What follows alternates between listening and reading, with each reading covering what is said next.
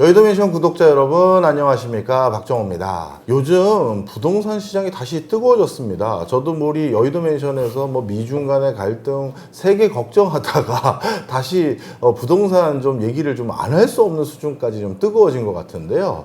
아파트 시세 자꾸 올라가고 있고 매물 가격 올라가고 있고 실거래 가격 올라가는 건 이미 다 아실 거고요. 그런데 제가 이렇게 부동산과 관련해서 다시 특집 영상을 준비하게 된 가장 큰 이유가, 제 주변에는 저처럼 조그만 연구소를 운영하거나 이런 스튜디오 같은 곳에서 유튜브 하시는 분들이 많은데요. 최근 가장 악성 매물이라고 불리웠던 지식산업센터, 이 지산마저도 사람들이 슬금슬금 사러 오거나 아니면 사러 오는 사람이 있으니 이때쯤 나는 처분하고 원래 우리 집 근처로 좀 이전해야겠다, 사무실. 그런 분들은 매물을 내놓는 일들이 이제 생기기 시작했습니다. 그래서 상업용 여러 부동산 분위기는 요즘 어떤지 저희가 전격 다뤄보려고 하는데, 마침 제가 이쪽 부분에 지인이 한 분 생겼죠. 바로 옆에 모신 아크TV의 부동산 전문 채널이자 부동산 빌딩 중심의 공인중개업을 하고 계신 대표님 나오고 계십니다. 인사 나누시죠? 네. 네, 안녕하세요. 저는 빌딩 전문 채널 아크TV라는 유튜브 채널을 운영하고 있고, 빌딩 매매를 전문으로 하는 중개법인을 운영하고 있는 공인중개사 최윤경이라고 합니다. 대표님, 네. 정말 오랜만입니다. 네. 그런데 바쁘신데 일단 예. 흔쾌히 좀 부탁드렸더니 이렇게 나와주셔서 감사해요. 네, 감사합니다. 예. 스튜디오가 더 좋아진 것 같아요. 저희도 이사했죠. 네. 예. 약간 이 뒤도 있고요, 사실. 네. 예. 그래서 좀 높은 데를 해야 좀 빵 층고도 뚫린 높고. 것 같아가지고 네. 그렇게 옮겨봤습니다. 축하드립니다. 저희는 근근히 살고 있습니다. 자, 그런데 근데 대표님이야말로 네. 사업도 이전하신 걸로 들었습니다. 맞습니다. 원래는 이제 한 층을 쓰고 있다가 공간이 부족해서 인원 채용에 대한 그런 이슈도 있고, 그래서 신사옥으로 좀 이동을 하게 됐습니다. 그래서 저희는 지금 학동역 10번 출구 앞에 이제 조그마한 하얀색 빛나는 건물이 있습니다. 네. 그 건물을 지금 전체를 쓰고 있고요. 바로 보이는가 보죠? 네, 10번 대로에서도 출구 앞인가? 보이고 출구 바로 앞에 있습니다. 그때는 압구정이었지만 이면도로였잖아요. 맞습니다. 그래서 그쪽에서 지금 저희가 운영을 하고 있고, 네. 신사옥으로 최근에 이전을 했습니다. 네. 그래서 뭔가 지금 사업도 이전한 거 보니까 요즘 바쁘셨나 봐요. 좀 매물 많이 거래되고 했습니까? 직원들이 계속 매도인들이랑 컨택을 하고 막 이렇게 진행을 하게 되는데, 일을 그러면 이제 팔린 것들이 계속해서 올라옵니다. 저희 카톡방에. 오늘도 한 6, 7개 이렇게 올라왔던 것 같아요. 오늘만 6, 7개가. 네네. 와. 저희가 진행하는 매물들의 개수가 좀 많아서 그런 것도 있을 수 있는데, 평균적으로 그래도 한 6개, 7개씩은 매일 확인이 되는 것 같습니다. 네. 네. 바로 그래서 앞부분에 이제 그거부터 여쭤보려고 해요. 네. 사실 한동안 부동산 시장 좀 얼어붙지 않을까 전망을 했다가 정말 몇 개월 사이에 다시 타올랐거든요. 맞습니다. 아파트나 이런 건 오늘의 주제가 아니고요. 네. 이제 상업용 오피스 건물들, 빌딩이라고 통칭하겠습니다. 네. 이 빌딩은 요즘 상황이 어떤지 여쭤보려고 하는데, 네. 주로 사람들이 매도하고, 매도했다는 거니까 누가 산 거죠. 그러니까. 그쵸, 예. 그렇게 매매가 이루어지고 있는 지역들이 특히 어떤 지역이다 이렇게 꼽을 수 있을까요? 강남권에서도 신사나 청담 쪽, 그리고 아니면 성수 쪽 요새 많이 핫하잖아요. 네. 그쪽에 이제 가격 상승폭들이 되게 두드러지게 올라가고 있고, 예. 그리고 다른 지역에 있는 매물들 같은 경우는 새로운 매물이 나와서 이렇게 거래가 되는 것보다 예. 이전에 높게 나와 있었던 매물들이 현실적으로 가격을 조정하면서 거래되는 건들이 좀 많은 것 같아요. 네. 나름대로 현실적인 가격 수준으로 조정도 되면서 다시 네. 누군가는 내가 꼬마 빌딩 사겠다 이렇게 덤비는군요. 맞습니다. 네. 그런데요, 한동안 꼬마 빌딩에 대해서 우리가 굉장히 우려를 많이 했던 것은 네. 이게 공실률, 네. 그다음에 그 빌딩 매물에 대한 관리, 네. 이런 것 때문에 깊이 매물이다, 우린 이렇게 인식했는데 네. 이렇게 상황이 조금 바뀌어가고 있는 분위기가 생긴 게 뭐 때문이에요? 첫 번째로는 금리 작용이 좀 있는 것 같고요. 금리에 대한 영향이 좀 있는 것 같고, 실제로도 지금 상반기, 어쨌든 7월 달이 제일 상반기에서는 금리 조건이 좋았거든요. 예. 그래서 7월 달에는 이제 저희가 대출 받아서 담보대출 나가면 거의 한 3점 중후반에서 받는 분들도 많았고, 제가 이제 최근에 정말 가장 낮게 봤었던 건 한 3.3%까지도 봤었어요. 3.3%. 네, 이 정도면은 매입하셔서 뭔가 그걸 이자로 커버하기에는 나쁘지 않은 수익률이거든요. 네. 근데 이제 공격적으로 상반기에 은행들이 했다고 하면 뭐 정부에서 대출 좀 줄이라고 하고 뭐 이런 얘기들이 좀 있다고 해요. 은행권에서. 그래서 지금 당장 대출이 나간다. 그러면 한 4점 초반에서 중반 정도 이렇게 나가는 것 같아요. 우리가 빌딩 같은 경우는 네. 뭐 간평사분들이 이런 식으로 단순 수식으로 계산하는데 네. 임대 수익이 몇 %인데 공실률 몇 %고 그래서 이자를 몇 % 정도 받으면 어느 정도 커버된다. 뭐 이런 산식들이 있잖아요. 예, 있습니다. 근데 요즘은 그러면 통상적으로 뭐 공실률도 지역마다 좀 차이는 있겠습니다만 네. 4% 정도대에서 이자 자기가 납부하면서 매입하면 통상적으로 많은 분들이 이 정도 감내할 수 있습니다라는 수준이 4%인가요? 네, 그 정도 4% 초반 정도 되는 것 같고요. 그리고 이게 금리가 아무리 높고 낮고 하더라도 모두 다 풀 대출을 하는 건 아니니까 그렇죠. 예, 거기에 맞춰서 이제 건물들을 매입을 하시는 것 같아요. 감당 가능한 선에서. 네. 주로 가장 그 거래가 활발한 건물, 꼬마 빌딩은 가격대가 어디서부터 어디 레인지인가요? 강남권에서는 사실 150억 미만에 있는 건물들이 좀 있는 것 같고, 오. 네, 그게 아니고 이제 서울 전체 지역으로 본다고 하면 50억 미만대 건물들이 가장 소진이 좀 빠른 것 같습니다. 아, 네. 그렇군요. 아무래도 지가가 높은 뭐 강남권이나 선수권 같은 경우는 기본 지가가 있다 보니까 네. 네, 어쨌든 좀 그렇게 가격대가 좀 있지만 그게 아니고 서울 시내에서 뭐 알짜 매물들을 찾는다 하면 50억 내에서도 충분히 찾을 수 있기 때문에 그렇군요. 시뮬레이션 한번 돌려보죠. 예. 50억 정도, 뭐 한 40억으로 하겠습니다. 네. 40억짜리 꼬마 빌딩 하나를 매입하려고 하는데 네. 통상적으로 어떤 조건으로 사람들이 많이들 찾아오세요? 그럼 예전에는 이제 40억 뭐 아니면 30억 이렇게 매입을 해서 뭐 디벨롭 예. 심지어 이제 건축 행위들을 하는 그런 물건들을 찾는 수요가 좀 많이 있었는데 예. 뭐 공사비에 대한 부담도 있고 뭐 이자에 대한 부담 그리고 이제 공사들을 많이 했다 보니까 빈 건물들을 만들어내는 거에 대해서 두려움을 가지고 계신 그렇죠. 것 같아요 심리적으로. 그래서 신축하거나 리모델링을 하려고 하는 행위들을 하려고 하는 수요들은 조금 더 줄어들었다고 보시면 될 것 같고 이렇게 40억 정도의 세팅이 잘 돼 있는 아니면 뭐 임대차를 조금 개선을 하면 수익률을 낼 수 있는 간단한 걸 만지려고 하시는 소액 투자자분들이 많으신 것 같아요. 네. 신축 증축이 오히려 아니라 그냥 간단한 임대 수익 그 개선을 통해서 수익을 더 개선하는. 네, 뭐 아니면 내부 인테리어라든지 네. 뭐 내외부 단장 정도 하시는 분들이 좀 계시고 40억 정도 어쨌든 건물을 보신다고 하면 지금 현금은 한 10억에서 한 15억 정도를 네. 들고 보시는 것 같아요. 오. 네, 사실 뭐 더 적게도 가능하긴 하겠지만 그래도 일반적으로 15억에서 네, 15억. 일반적으로 그렇습니다. 예. 네. 그러면 나머지 한 얼마인가요? 네. 15억이라고 잡았을 때 네. 25억이 그러면 전부 다 대출인가요? 네, 25억은 전부 다 대출이고 네. 보증금이 빠질 수도 있겠죠. 아, 여기서. 보증금이 네. 빠지겠네요. 맞네요. 네, 맞습니다. 그러면 그 보증금이 얼마나 될지 모르겠습니다만 이 네. 정도 됐었을 때 4% 이자 잡고 하면 네. 그 나름대로 이 정도 매물의 건물이면 임대 수익으로 이 4%는 계속 네. 커버 칠 수 있는 건가요? 네, 저는 커버 칠 수 있는 건물들 많이 있다고 생각합니다. 네. 그래서 우리 그 중개사님 같은 경우는 주로 이렇게 커버 칠 수 있는 걸 찾아주시는 그런 역할도 하시고 그렇군요. 네, 그렇습니다. 그러면 진짜 어떻게 보면 10억 여윳돈으로 주식 시장이나 뭐 코인 시장이나 다른 시장에 요즘 뭐 수익률이 그렇게 개선되지 않은 상황에서 네. 시중의 유유자금들이 다시 꼬마 빌딩으로 올 수 있는 여지가 진짜 충분하겠네요. 그런 것 같습니다. 뭐 아파트에 대한 상승세도 어떻게 보면 한 몫을 하는 것 같고요. 네. 그 주택을 이미 가지고 계신 분들 같은 경우는 뭐 또 추가 주택을 매입을 하거나 하시는 데 있어서 뭐 많이 중과세가 규제들도 많죠. 있고, 네, 네. 그렇다 보니까 저희 쪽으로 좀 넘어오는 수요들이 좀 더 있는 것 같습니다. 그럼 이제 본격적으로 금리나 기조까지 생기면 네. 그러면 이자 부담이 더 경감되니 네. 그렇게 됐을 경우 이 앞 꼬마 빌딩 같은 거의 가치, 그러니까 뭐 가격이 더 올라가는 요인이 되나요? 금리가 사실 부동산하고 직결돼 있다 보니까 올라가는 요소 중에 하나는 되긴 하겠지만 예. 그렇다고 해서 뭐 지금 당장 사면 무조건 오른다라고 할 수는 없을 것 같아요. 네. 시세에 맞는 물건을 사셔야 하고 그리고 뭐 금리를 대출 받으셨을 때 그 뒤에 들어오는 사람들이 메리트가 있는 어떤 컨디션을 만들어 놓으셔야 가격이 좀 상승될 거라고 저는 생각을 하고 있습니다. 네, 그렇군요.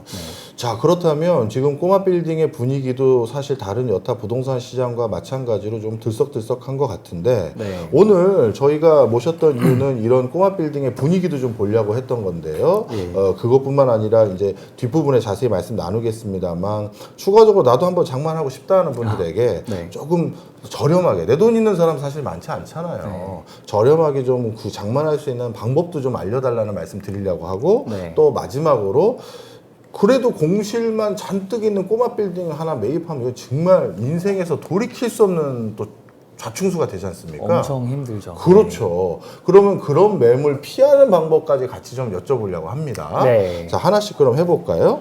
일단 은행 대출 말고 네. 조금 더 대출 부담을 줄일 수 있는 방법들, 묘수들 없습니까? 일단 뭐 보통적으로 담보대출을 실행들을 많이 하시잖아요. 네. 근데 담보대출 실행하실 때 그 물건의 컨디션마다 대출 나오는 게 다르잖아요. 감정가도 다르고 뭐 임대차 내역에 대한 뭐 임대료가 어떻게 나오는지에 따라서도 다르고 하다 보니까 대출을 정말 많이 하려고 한다. 아니면 내가 가진 자기 자본금보다 뭔가 더 좋은 물건을 사고 싶다라고 하면 몇 가지 방법들이 있습니다. 네. 어쨌든 지금 저희가 다루고 있는 이 꼬마빌딩이라는 이 상호명 부동산은 레버리지가 장점이거든요. 네. 주택은 리버리지를 할 수 있는데 한계가 좀 있지만 레버리지를 상대적으로 이용함에 있어서 많이 이용할 수 있기 때문에 그거를 좀 극대화시킬 수 있는 방법들 몇 가지를 말씀을 드릴까 해요.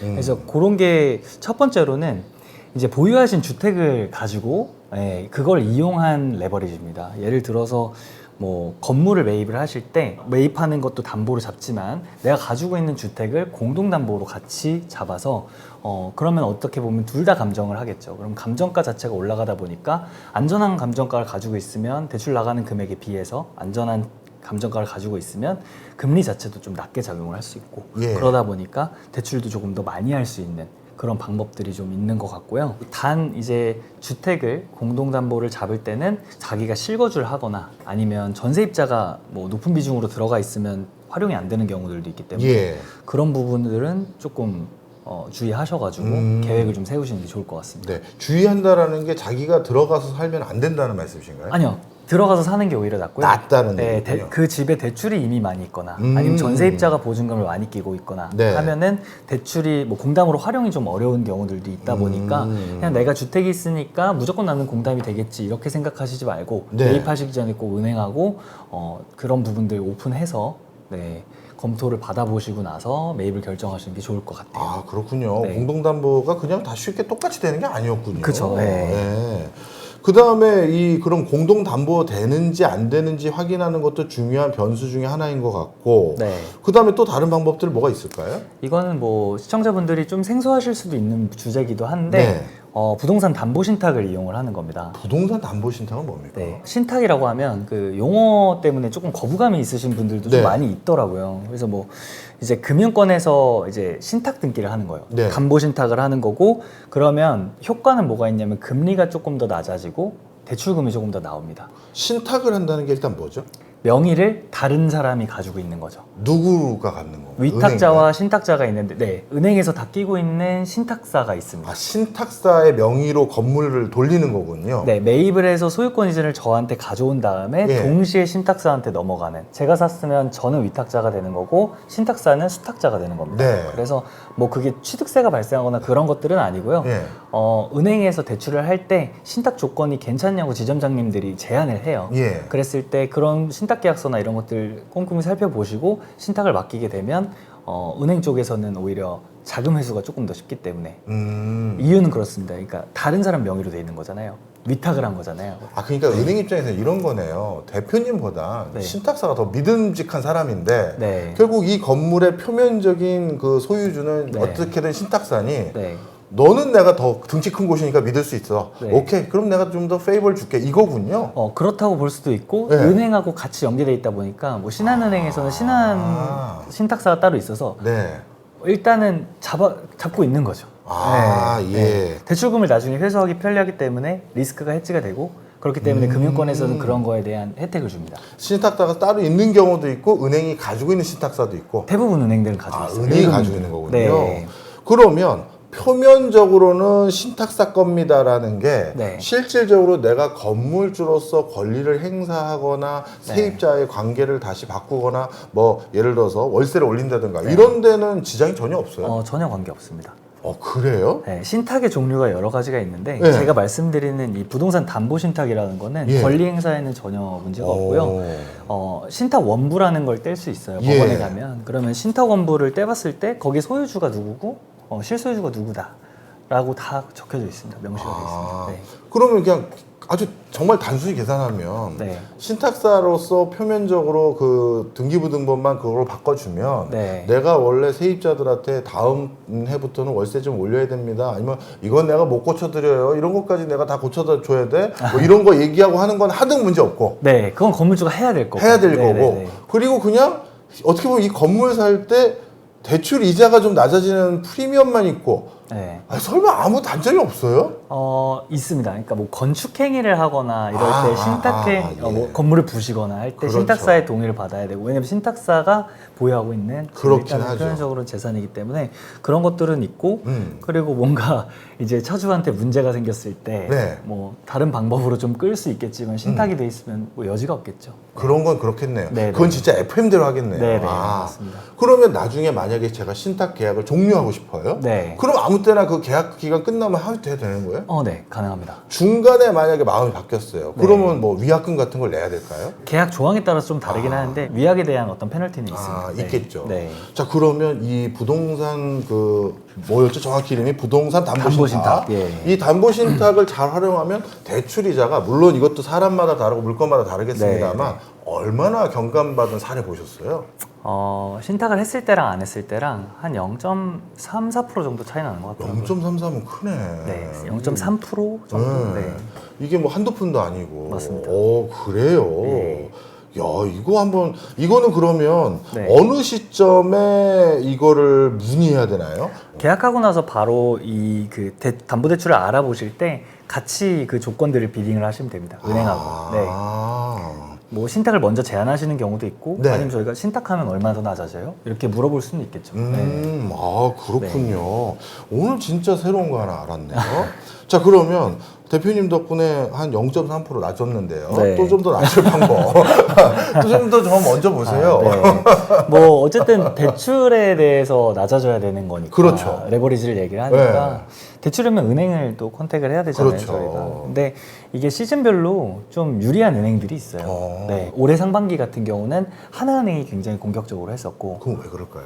뭐 내부적인 사정들이 있나 봅니다. 저도 이제 자세한 내용은 모르는데. 그 부동산 이쪽 대출 좀 많이 해야 될 내부적인 이유가 대출 좀 소진해야 될 네. 대출금을 딱 이렇게 그 은행마다 다 가지고 있잖아요. 예. 소진해야 될 뭐 그런 뭐 이유들이 있어서 되게 굉장히 공격적으로 하셨었고, 역마진 내가면서도 나가고 막 이러는. 역마진까지요? 네네. 와. 금액대가 크다 보니까 네. 뭐 좀 그랬던 게 좀 있을 것 같습니다. 이게 그리고 그 대출만 하면 거기서 끝나는 게 아니고 그분들의 뭐 예금도 있을 거고 여러 가지 상품들이 있다 보니까 그렇게 될 것 같고, 어쨌든 이게 이번 연도 상반기는 좀 하나은행이 좀 우세했지만 시즌별로 계속 돌아요. 네. 그래서 제가 일을 하면서도 보면은 어느 때는 신한은행이 조건이 좋고, 어느 때는 우리은행이 좋고, 어느 때는 뭐 하나은행이 좋고 국민은행이 좋고 이러긴 하는데, 공격적으로 어쨌든 이렇게 시즌별로 대출을 하려고 하는 곳일수록 대출 금리가 일단 낮고 금액도 잘 내주고, 네, 그런 경우들이 있기 때문에 대출하실 때 최대한 많은 은행들을 비딩을 해보시는 게 저는 좋을 것 같아요. 뭐 나가면 지점장님들 별로 좋아하진 않으실 수는 있는데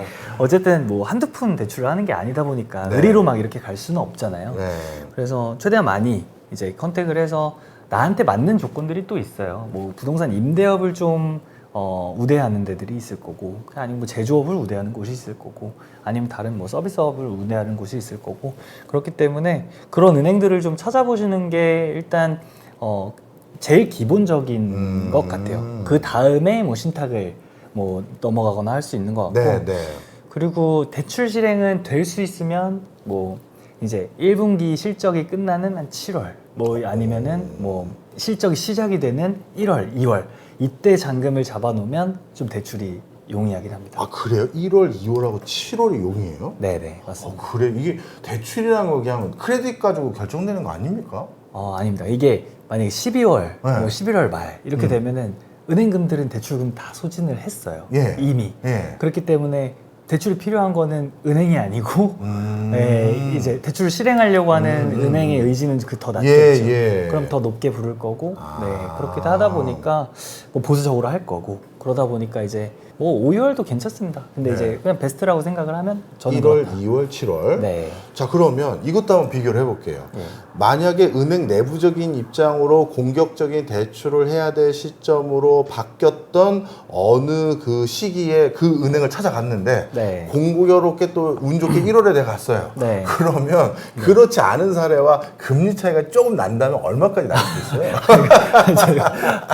그 생각을 안 해봤는데 그거는 아니, 이 사례를 모르시는구나. 이것까지 네. 생각 안 해보셨구나. 네. 이것도 한 그래도 한 0.3 정도 차이 날 수 있을까요? 뭐 그럴 수도 있겠죠. 더 날 수도 오. 있겠는데 금리는 근데 계속 움직이고 그렇긴 있었으니까 하죠. 예, 예. 이제 뭐 딱 똑같은 기준은 아니겠지만 그 정도는 나지 않을까요? 야, 그러면 은행 잘 선택하고 대출 실행하는 시점 잘 선택한 다음에 네. 부동산 담보 신탁까지 잘 버무리게 되면 네. 얼추 0.5% 이상까지도 차이를 낼 수도 있네요. 0.5% 이상은 될 겁니다. 아마. 와, 이거는 뭐 기준금리만 쳐다보고 있을 게 아니라 이런 적극적인 걸로 대출금리 바꿀 수도 있겠는데요? 네, 그러니까 실질금리랑 기준금리랑은 사실 좀 차이가 있는 것 같아요. 네. 이거 진짜 꿀팁입니다. 사실 이 적지 않게 예를 들어 100억 넘어가는 사람들은 네. 진짜 0.5에서 이런 것 때문에 진짜 대놓고 장난 얘기할게요. 아니죠. 핏똥 싸거든요. 맞습니다. 진짜 이게 장난이 아닌데. 장난 야, 이런 게 또 있었군요. 네. 자, 그렇다면 요즘 어떻게 보면 꼬마 빌딩들 많이 찾아오시는 분들은 네. 이런 정도까지 노하우를 다 알고 나름대로 건물 몇 번씩 매매해봤던 분들이 많이 오시는 거예요? 아니면 예전처럼 유동성 팍 풀려가지고 네. 나도 하나 건물 좀 사보려고요? 이런 네. 너스레 떠는 사람들이 많이 오는 거예요? 전자입니다. 전자. 훨씬 더 전자들이 많고 투자를 한번 빌딩 시장에 하셨던 분들은 안 떠나요. 이 시장을.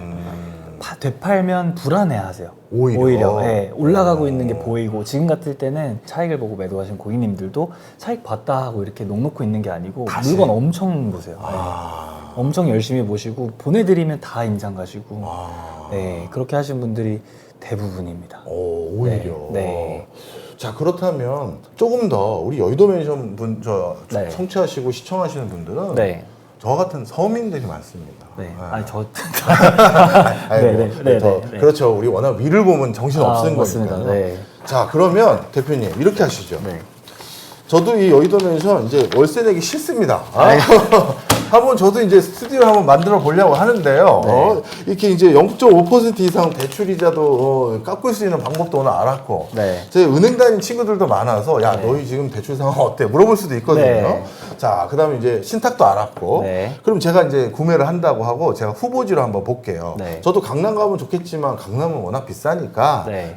거기 말고 네. 또 뭐 저야 뭐 꼭 강남이 아니더라도 또 집에서도 가깝고 그럼 좋으니까 예. 일단 신촌 그 신촌 노타리지역 어딘지 아시죠? 네. 명물거리. 네, 명물거리. 네, 네. 거기가 옛날에 상권이 끝내줬는데 요즘 많이 죽었다고 하더라고요. 그렇습니다. 네. 그 제 생각엔 이게 저평가로 지금 딱 잡으면 네. 뭔가 서울시에서도 또 서대문구청에서도 그쪽 동네 뭔가 개발 이슈들 좀 자꾸 얘기하더라고요. 네. 신촌의 명물거리 쪽 어떻습니까?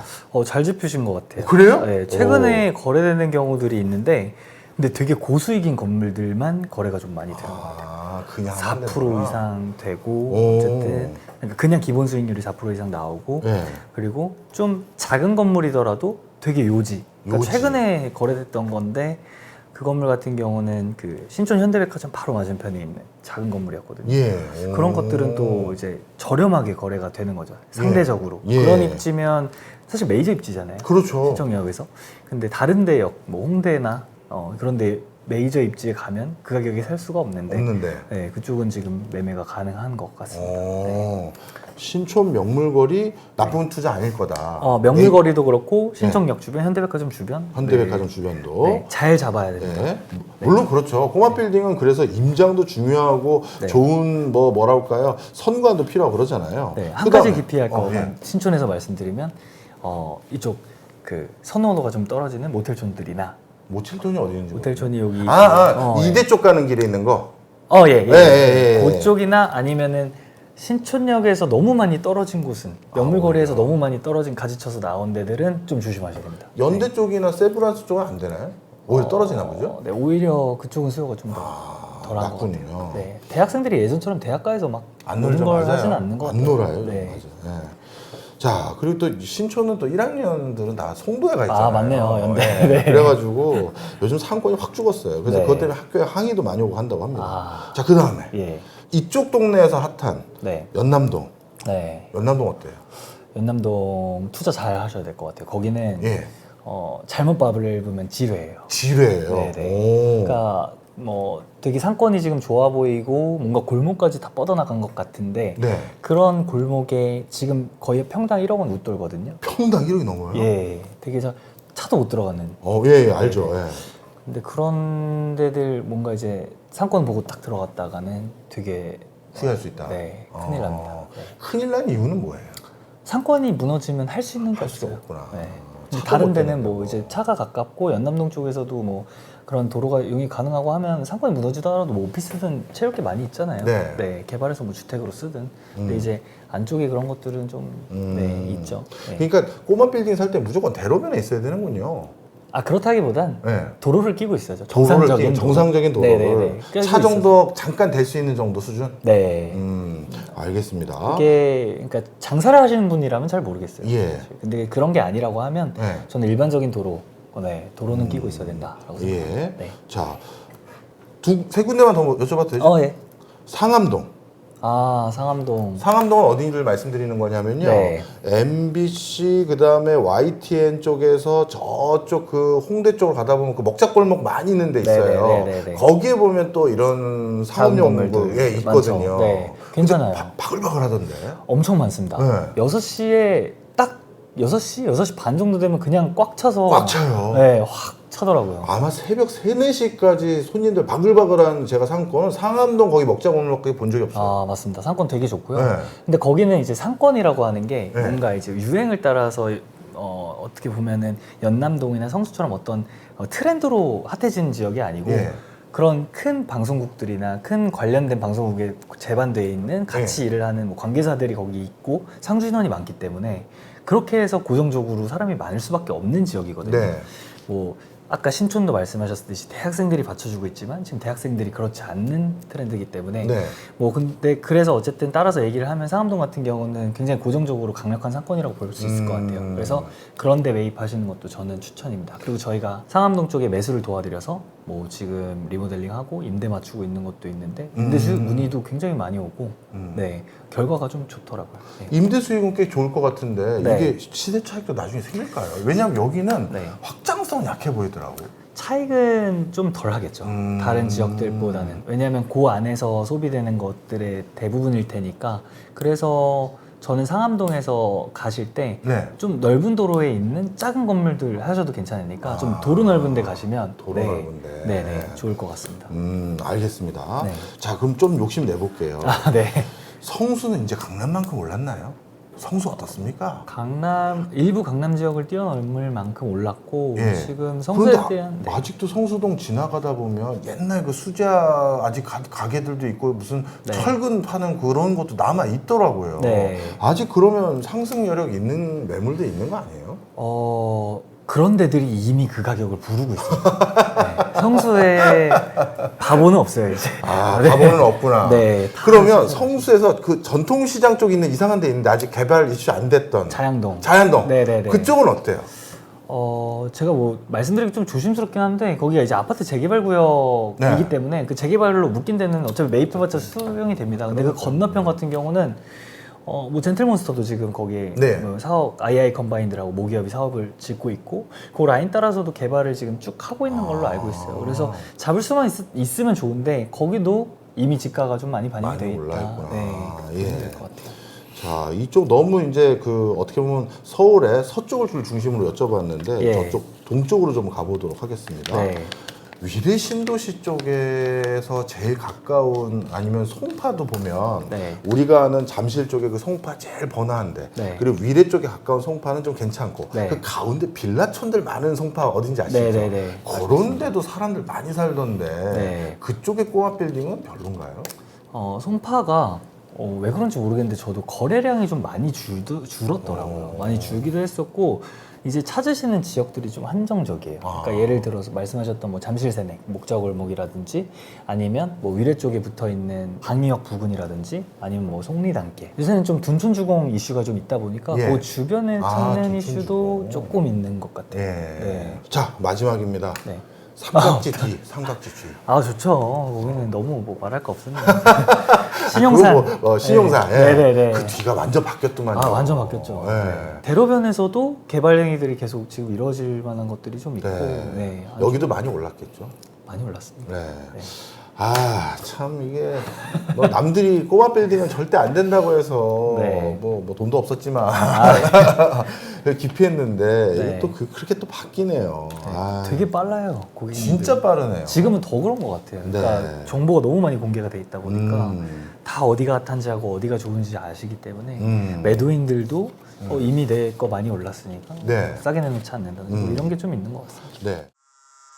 좀 영업 비밀을 좀 까주세요. 네. 아크에서 네. 거래했던 좀 실제 사례를 좀 얘기를 해주셔야 그런 거네 이렇게 잡히잖아요. 네. 좀 실제 사례를 간단하게 좀 언급을 좀 해주세요.